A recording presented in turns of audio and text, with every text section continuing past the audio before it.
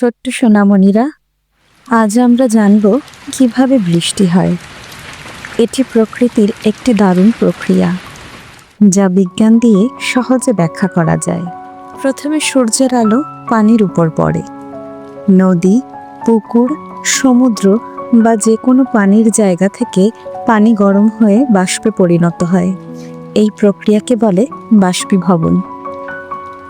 এই বাষ্প আকাশে উঠে ঠান্ডা হতে শুরু করে।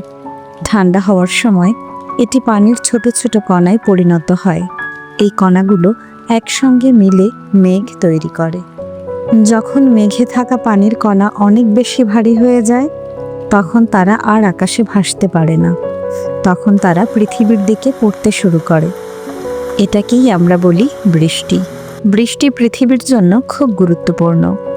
এটি আমাদের গাছপালা বড় করতে সাহায্য করে, নদী নালা ও পুকুরে পানি ভরে রাখে এবং জীব জগৎকে বাঁচিয়ে রাখে। এভাবেই বৃষ্টি আমাদের প্রকৃতিকে সতেজ করে।